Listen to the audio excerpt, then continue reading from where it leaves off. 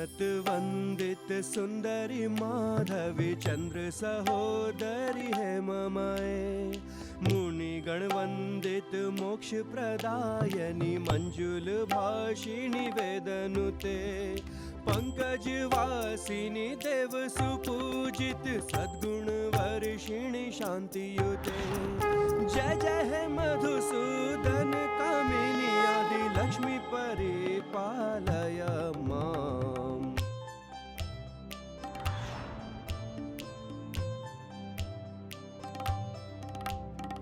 ऐकली कल्मष नाशिनी कामिनी वैदिक रूपिणी वेदमये। क्षीर समुद्भव मंगल रूपिणी मंत्र निवासिनी मंत्र नुते।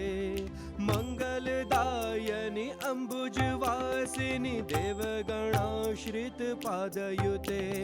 जय जय हे मधुसूदन कामिनी धान्य लक्ष्मी परिपालय माम्।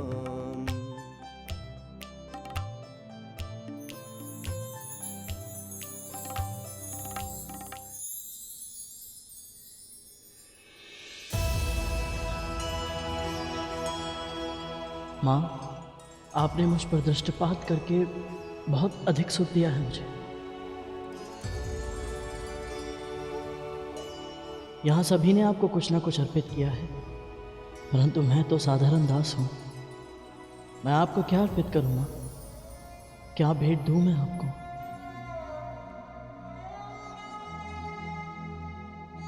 देवी लक्ष्मी तुम्हारी भक्ति और सेवा से इतनी प्रसन्न है कि उन्हें अभी किसी भी उपहार की आवश्यकता नहीं है गरुड़।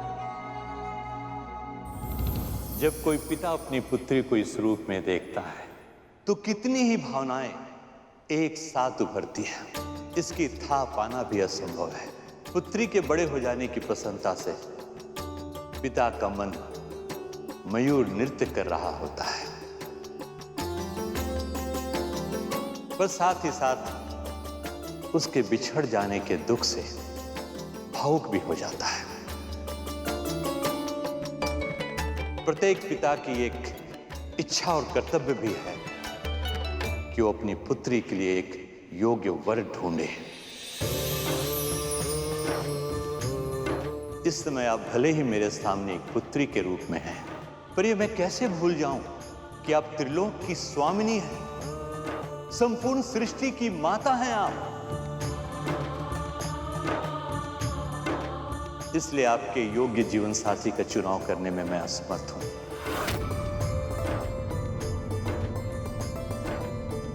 हे सर्वगुण संपन्न देवी, कृपया अपने योग्य वर का चुनाव स्वयं करें।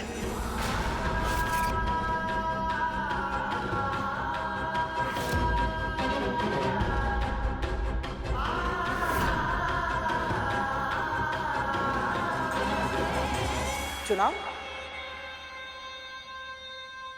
कैसा चुनाव?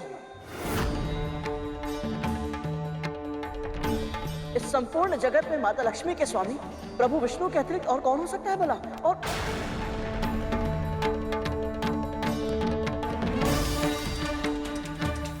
गरुड़ ने उचित ही कहा है देवी। वैसे तो आपके वल्लभ परम ब्रह्म सृष्टि के पालनहार श्री हरि के अतिरिक्त और कोई हो ही नहीं सकते हैं।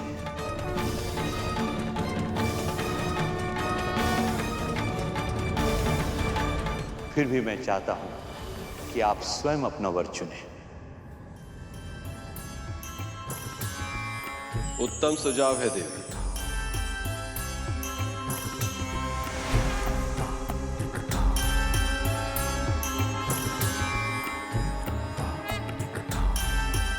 पिता की आज्ञा का पालन करना संतान का धर्म भी होता है।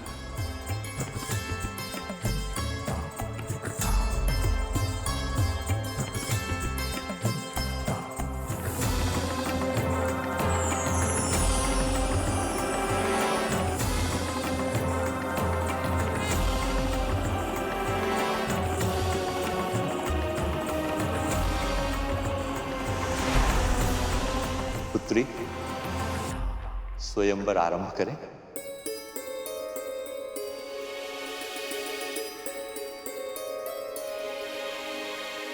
जब माँ लक्ष्मी प्रभु विष्णु के लिए बनी है तो ये स्वयंवर क्यों?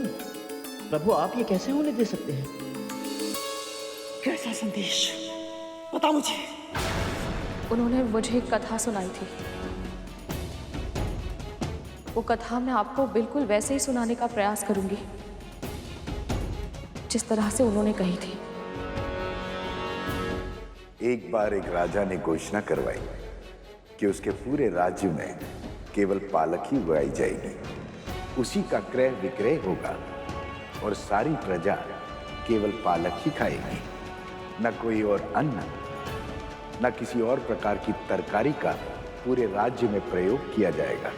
यदि कोई राजा के इस आदेश का उल्लंघन करता तो राजा उसे कोड़ों से पीटने का दंड देता या कभी कभी उसके प्राण ले लेता।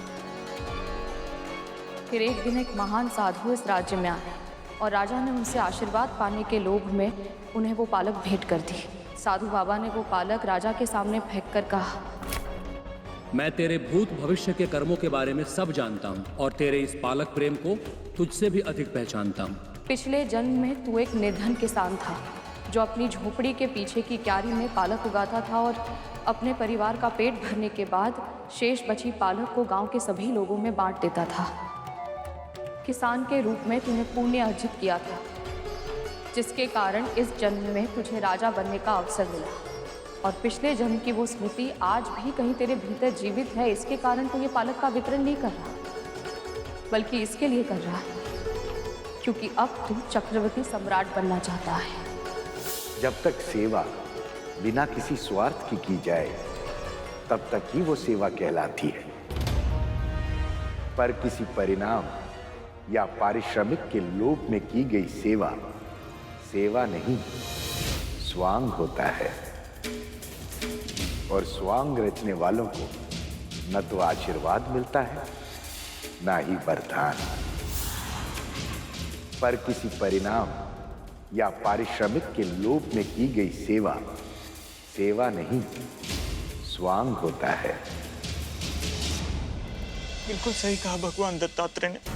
हाँ, तब तो माँ ने गुरु दत्तात्रेय की सेवा आशीर्वाद पाने के लोभ में की थी, वो भी स्वयं भी नहीं की थी। भगवान दत्तात्रेय से छल करके माता विंता से करवाई थी। ये सत्य नहीं हो सकता, ये तेरे मस्तिष्क की कल्पना है। भगवान दत्तात्रेय का नाम लेकर के तू मनगढ़ंत कथाएं सुना रही है मुझे। दीदी, क्या आप मुझे बिल्कुल नहीं पहचानती? आप जानती हैं कि मैं ऐसा सोच भी नहीं सकती। झूठ बोल रही है तो।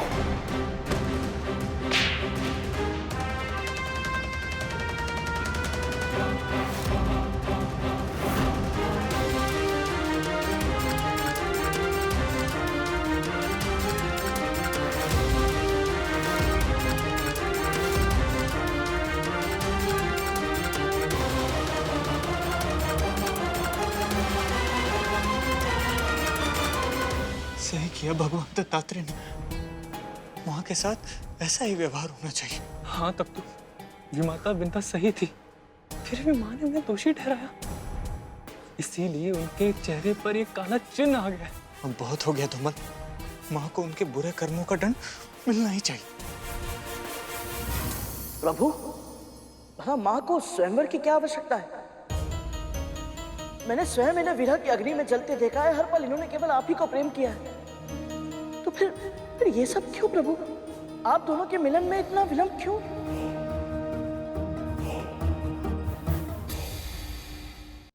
विवाह हर कन्या का स्वप्न होता है गर्व, और आयु के साथ साथ ये स्वप्न भी बड़ा होता जाता है। नारी के जीवन में सबसे महत्वपूर्ण घटना होती है विवाह, और सबसे अधिक महत्वपूर्ण संबंध होता है पति के साथ उसका संबंध।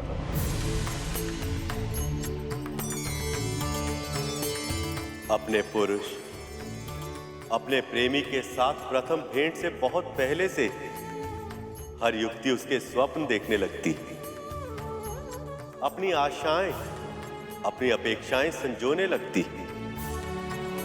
देवी लक्ष्मी भी किसी सामान्य कन्या की तरह अपने स्वप्न पुरुष के साथ अपना जीवन बिताना चाहती।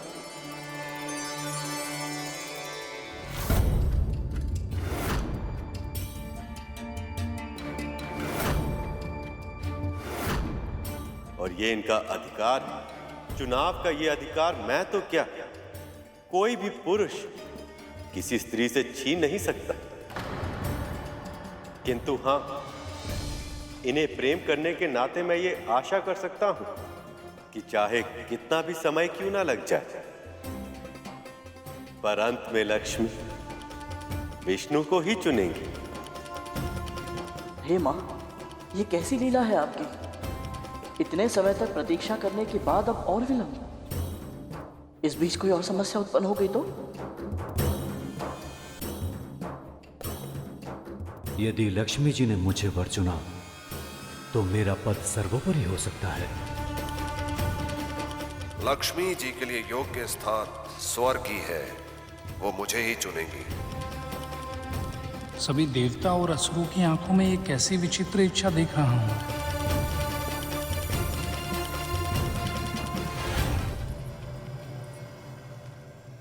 ये देवराज इंद्र हैं पुत्री, असीमित ऊर्जा की स्रोत,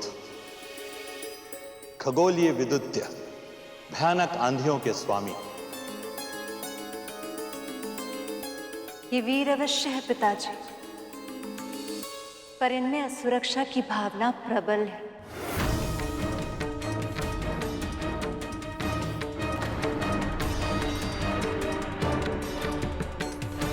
ये सूर्य देव है पुत्री, इनका प्रकाश सारे जगत को जीवन देता है। इनमें प्रकाश तो अवश्य है पिताजी, पर ताप भी असहनीय है। आपने उचित कहा दीदी।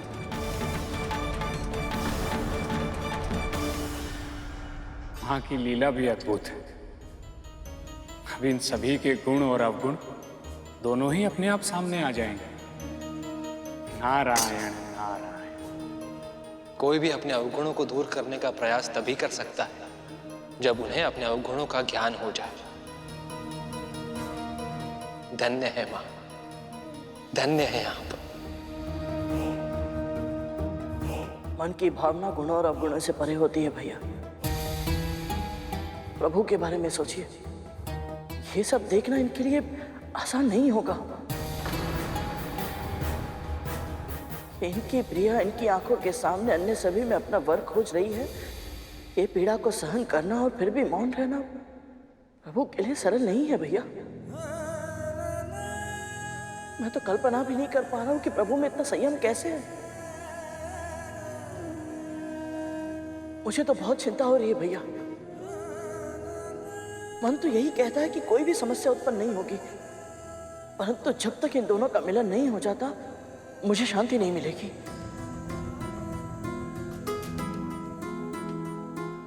ये अग्निदेव है पुत्री, प्रकाश और ताप दोनों सूर्य से कम है, किंतु अगर ये चाहे तो रात के अंधेरे को दिन के उजाले में बदल सकते हैं। और यदि ये नियंत्रण से बाहर हो जाए तो ये सबको भस्म भी कर सकते हैं।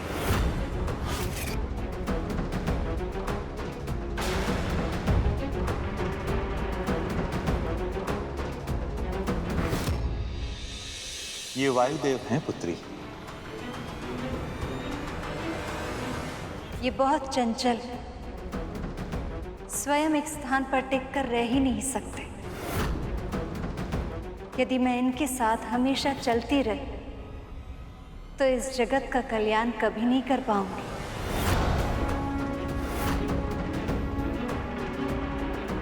इनसे मिलिए पुत्री, ये हैं वरुण देव। इनके व्यक्तित्व में तरलता इतनी अधिक है कि ये बार बार अपने आकार बदलते हैं, और जो स्वयं अपना आकार इतनी बार बदले उनके साथ मैं स्थिर कैसे रह सकती हूँ।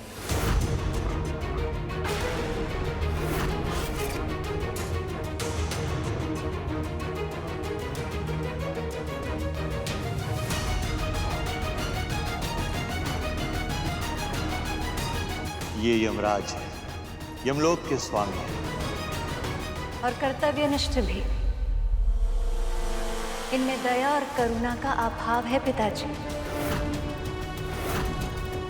लक्ष्मी इन देवताओं की नहीं हुई, अर्थात हम असुरों की होगी। पुत्री, इन सभी देवताओं में से कोई भी आपका हृदय नहीं जीत पाया है। आप चाहें तो नागों में से किसी एक का चुनाव कर सकती हैं। मैं अभी उनका प्रबंध कर सकता हूं।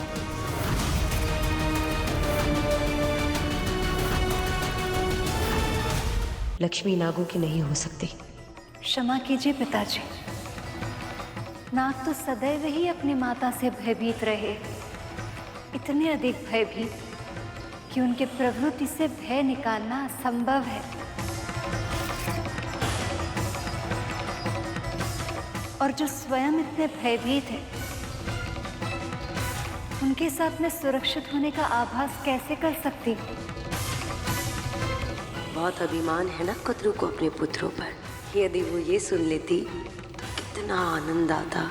उसे होना चाहिए था यहाँ। पता नहीं क्या कर रही है वो पृथ्वी पर। हमारे स्वामी प्रभु विष्णु की प्रतिमा को नहीं, भगवान दत्तात्रेय को प्रणाम कर रहे थे। अभी अभी उन्होंने मुझे साक्षात दर्शन दिए हैं दीदी। संभव नहीं।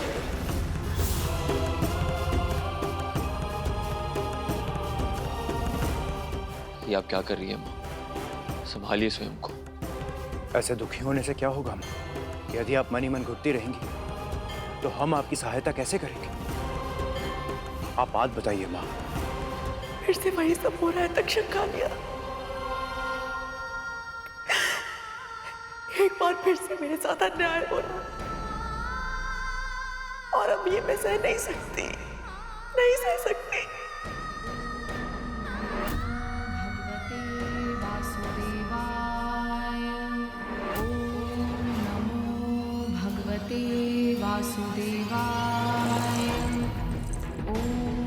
शिविंदा,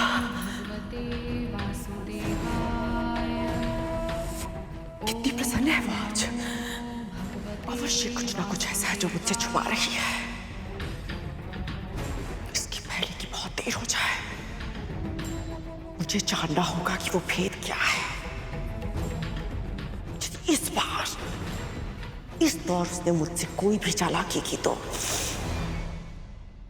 उसकी ऐसी दशा करूंगी कि प्रभु नारायण भी उसे मुझसे नहीं बचा पाएंगे।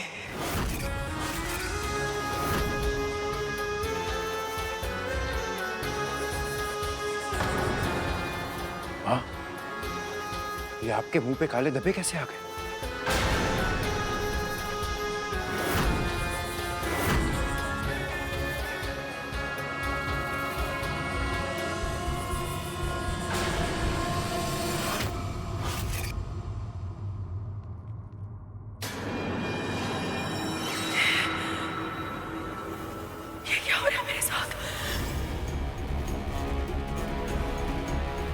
और सबसे महत्वपूर्ण है ये मेरे मुंह पे क्यों हो रहा है?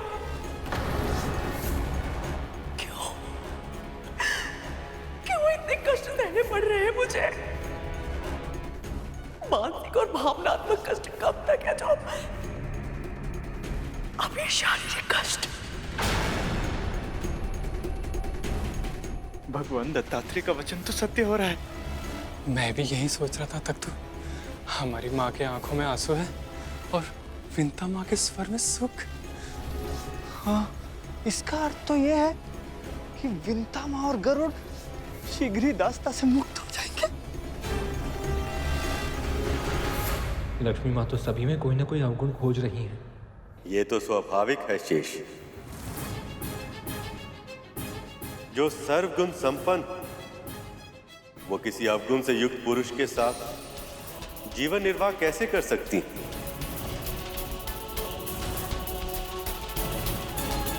पर इनकी यही विशेषता मुझे भयभीत भी कर रही है। यदि इन्होंने मुझ में ही कोई अवगुण खोज निकाला तो